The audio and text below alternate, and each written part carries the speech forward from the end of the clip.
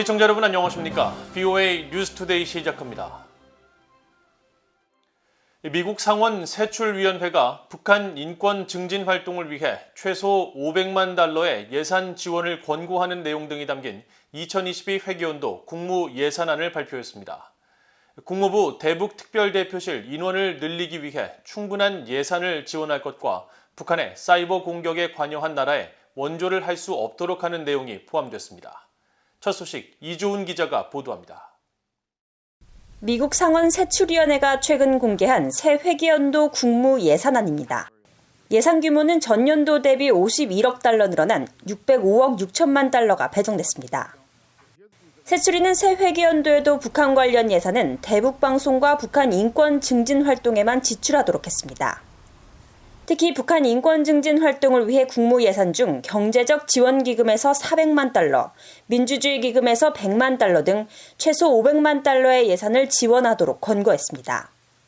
국무부의 이주와 난민 지원 예산 중 일부는 중국과 아시아 다른 국가들에서 탈북 난민 보호 활동 등 탈북 난민을 지원하는 데 사용할 수 있어야 한다는 내용도 담겼습니다.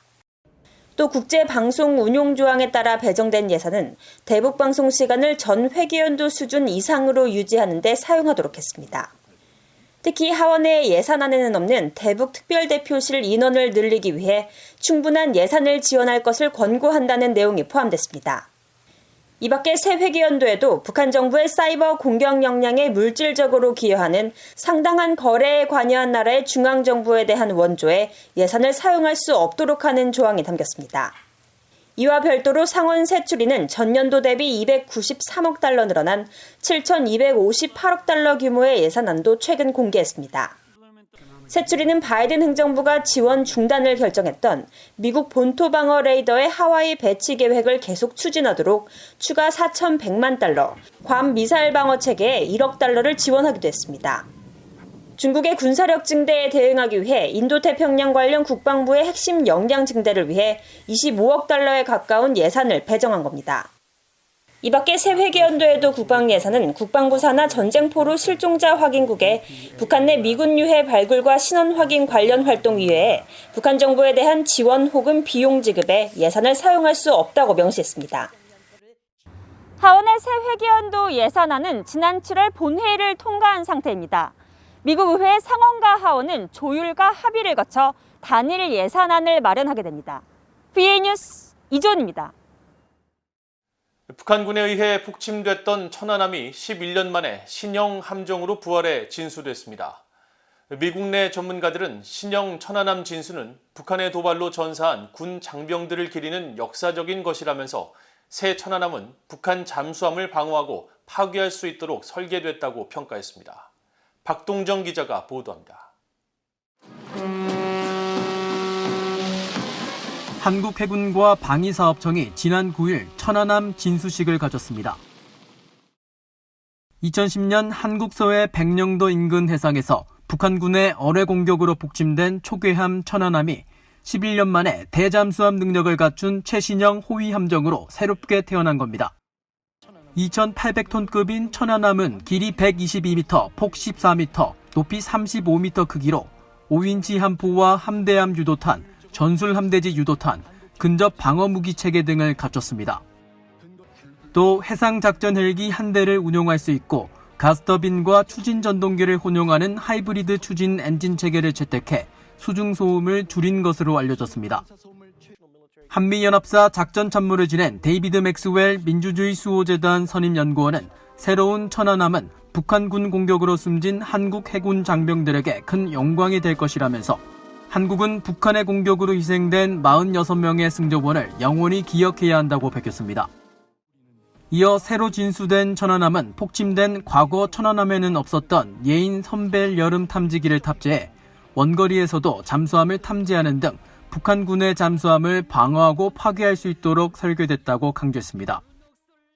So I think that sends an important message to the North that the South is continuing to develop its defensive capabilities to defend South Korea from all forms of North Korean attack. And so it sends a message of deterrence, but more importantly, of strategic reassurance to the Korean people and strategic resolve to be able to defend South Korea in the face of the brutal regime of Kim Jong-un in the north. 군사 전문가인 브루스 베넷 랜드 연구소 선임 연구원 역시 신형 천안함 진수는 과거 사건을 기억하기 위한 해군의 전통이라고 말했습니다. 미국도 2차 세계대전 중 일본의 공격으로 항공모함 요코타운이 침몰했지만 2년 후 같은 이름의 항공모함을 진수했다는 겁니다.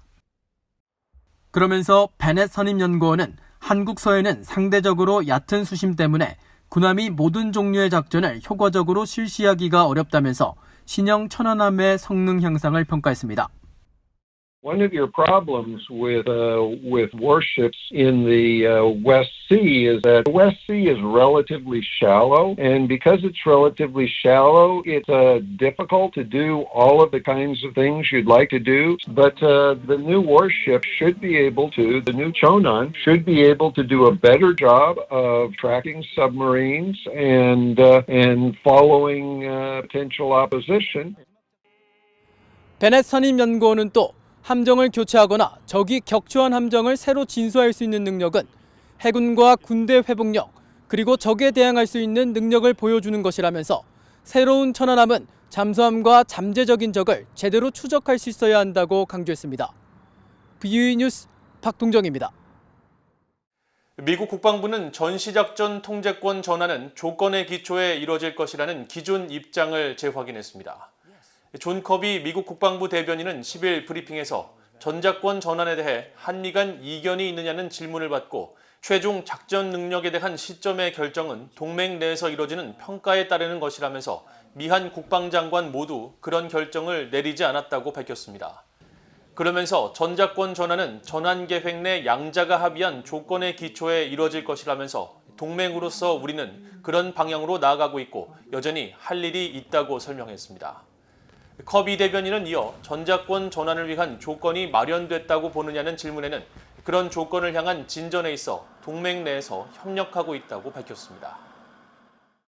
북한의 사이버 공격은 주로 현금 확보 등 자금 탈취에 집중돼 있으며 미국 사이버 사령부 등 주요 관계 당국은 북한의 사이버 활동을 면밀히 주시하고 있다고 미국 사이버 사령부 부사령관이 밝혔습니다. 찰스 무어 사이버 사령부 부사령관은 10일 미국의 사이버 보안 기업이 주최한 화상회의에 참석해 북한의 사이버 공격은 북한 정권을 지원하기 위한 현금 확보에 매우 집중돼 있으며 미국 정부의 정보망을 겨냥한 사이버 공격에는 집중하지 않는 것으로 파악된다고 밝혔습니다. 그러면서 미국 정부는 이런 관점에서 북한을 미국에 대한 적극적인 위협으로 간주하지 않고 있다면서도 북한의 사이버 위협 자체를 간과하는 것은 아니며 미국 사이버 사령부가 인도태평양 사령부, 주한미군 등과 함께 북한의 사이버 활동에 대해 면밀히 감시하고 있다고 강조했습니다. 무어 부사령관은 또 사이버 사령부가 북한의 도발 등 위기 상황 발생에 대비해 사이버 연결망을 방어하고 군사작전에 필요한 사이버상의 활동을 지원하기 위해 다양한 작전과 훈련을 평시에도 수행하고 있다고 설명했습니다. 지난해 북한의 자연재해 피해 노출도는 전 세계 176개 나라 가운데 175위로 지난 2019년에 비해 2단계 더 악화된 것으로 나타났습니다. 이탈리아에 본부를 둔 비정부기구 위월드가 10일 공개한 위월드 인덱스 2021에 따르면 자연재해 발생 시 전체 북한 주민의 62.94%가 목숨을 잃는 등 피해를 입는 것으로 조사됐으며 이 같은 수치는 지난 2019년 42.46%보다 20%포인트 증가한 것으로 나타났습니다. 또 시민의 기본적 권리와 선거권 등 정치와 문화 전반에 걸친 시민 참여도 등을 토대로 한 민주주의 수준에서 북한은 10점 만점에 1.08점으로 지난해와 같은 점수를 받아 165개 나라 가운데 최하위인 꼴찌를 기록한 것으로 나타났습니다. 북한은 또 여성 장관 비율이 사우디아라비아와 아르메니아, 태국, 베트남 등과 함께 공동 166위로 전 세계에서 가장 낮은 것으로 나타났습니다. 아프리카와 중동, 아시아 등 취약계층 700만 명을 대상으로 인도적 지원 프로그램을 진행해온 위월드는 지난 2015년부터 170여 개국의 사회와 정치, 환경, 여성과 어린이 보건 등 다양한 분야 통계를 내 전체 순위를 발표해오고 있습니다. 이상으로 VOA 뉴스투데이를 모두 마칩니다. 시청해주신 여러분 고맙습니다.